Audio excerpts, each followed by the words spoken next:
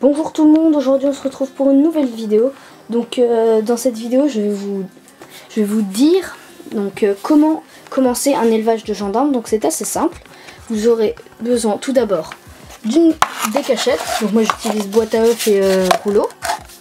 Des feuilles mortes parce qu'ils adorent les feuilles mortes, ils vont se cacher dedans, ils vont peut-être même pondre dedans. C'est leur kiff, hein. De toute façon ils vivent dedans dans la nature. Là j'ai pris des feuilles de tilleul, donc c'est aussi leur nourriture. Regardez, là c'est des graines de tilleul. Voilà, ça ressemble... attendez, je vais faire la mise au point. Ça ressemble à ça, des graines de tilleul. Attendez, avec la mise au point. Il veut pas faire la mise au point. Enfin bref, je pense que vous voyez à peu près. Ça ressemble à ça. Après, il faut les casser pour casser la coque. Et pour après, à l'intérieur, on a une graine. Et avec leur rostre, donc leur petit pic, ils vont planter dedans pour aspirer. Enfin, c'est des insectes. On appelle ça des insectes suceurs. Donc, ils aspirent l'intérieur de la graine. Ou alors, vous pouvez aussi donner des insectes morts ou vivants. Moi, je conseille vivants plutôt parce que les insectes. Je conseille morts plutôt parce que les insectes vivants, ils peuvent se défendre et donc blesser vos gendarmes. Donc voilà, moi je donne des graines. Ils mangent aussi très bien de la banane. Je leur donne de la banane de temps en temps. Donc voilà, donc on va commencer tout de suite par l'aménagement du terrarium. Enfin du bac plutôt. Il faudrait que je leur achète un terrarium, mais bon, c'est pas encore dans mes fonds. Donc d'abord vous commencez par placer les cachettes. Donc je vais placer ça comme ça. D'habitude j'en mets plus, mais là toutes mes cachettes je les ai mises dans ce bac là pour mes gendarmes. Regardez, là j'ai deux grosses boîtes d'œufs juste là. Et là j'ai une petite boîte d'œufs. Là j'ai aussi deux cotons pour qu'ils boivent. Là et là, deux cotons pour qu'ils boivent. On en voit certains qui sont en train de boire. Là j'ai une boîte de ponte, une pierre et des feuilles mortes avec une pierre aussi au milieu. Donc d'abord, là on pose les cachettes, vous en mettez plus, hein, je conseille. Vous pouvez mettre du substrat en bas, genre de la terre ou de la vermiculite, même si bon, voilà. Moi j'en mets pas, je préfère, et je mets de la terre que dans leur boîte de ponte. Donc vous sortez quand... Vous pouvez la mettre... Bon, bien sûr là elle est vide, mais on mettra de la terre. Vous pouvez la mettre tout le temps, la laisser tout le temps, mais moi je préfère la sortir dès qu'il y a... Dès qu'ils sont en période de reproduction. Donc là vous pouvez voir, ils sont en période de reproduction. Attendez, là-bas il y a un couple juste là. Regardez, là vous avez un couple. Donc voilà, juste là vous voyez un couple. Et celui d'à côté il est en train de boire. Et donc voilà, ce couple, après il va aller pondre là dedans. Et là vous voyez déjà des femelles qui sont en train voilà, cette femelle là est creuse.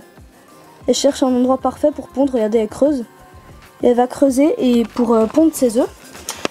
Donc voilà. Donc il faudra l'humidifier un tout petit peu parce qu'il ne faut pas qu'elle soit trop humide ni trop sèche. Donc voilà.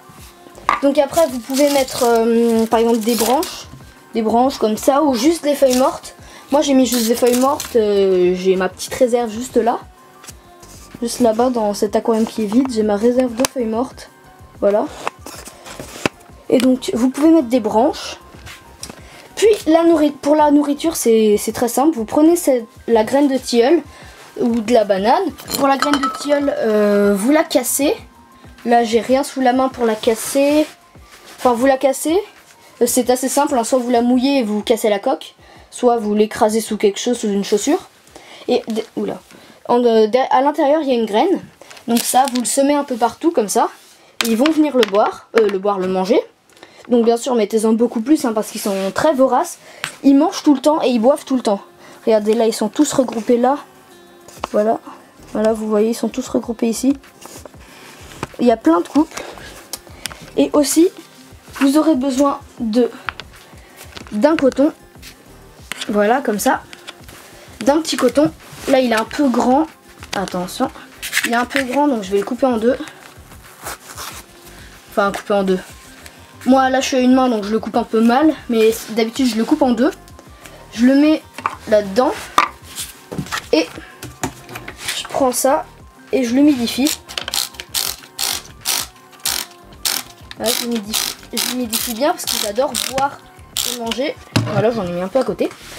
Et après moi j'en mets que 2 parce que c'est pas très très grand. Ou sinon la banane, si vous voulez pas mettre de coton ou vous en avez pas, vous mettez de la banane à l'intérieur et forcément il y a du jus, donc ils se nourrissent. Ou alors vous humidifiez bien vos graines. Voilà, quand vous les cassez, vous les trempez sous l'eau pour casser la coque. Et après vous humidifiez bien les graines. Comme ça quand ils mangent la graine, bah ça va les hydrater. Donc voilà, là je vais mettre les 2. Voilà. C'est un peu galère à une main. Voilà. Hop. Après c'est un peu pareil que pour un élevage de grillons. Donc je vais le mettre par là dans un coin. Voilà, donc là on a les cachettes, tout là. Là on a la nourriture, leur coton pour qu'ils puissent boire. Puis après on va s'atteler à faire une boîte de ponte.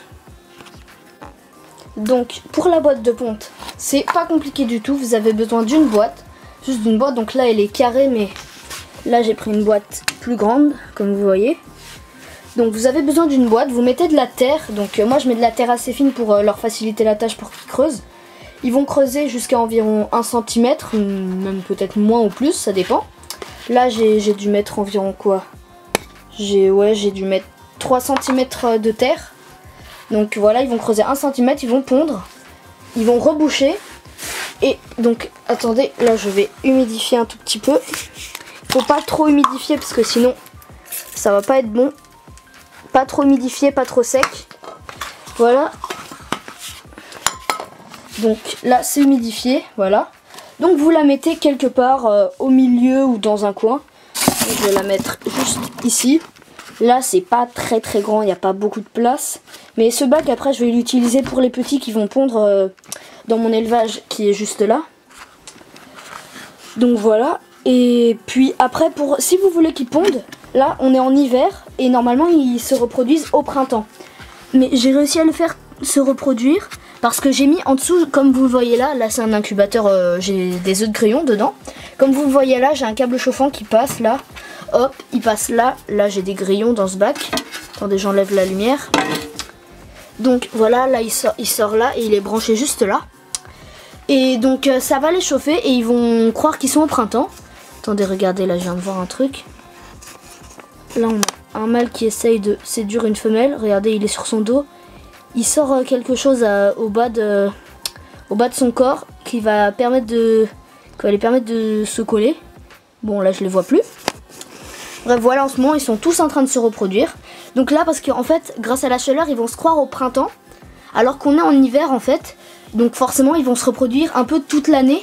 Mais bien sûr, ils seront plus en activité forcément au vrai printemps. Parce qu'il fera encore plus chaud.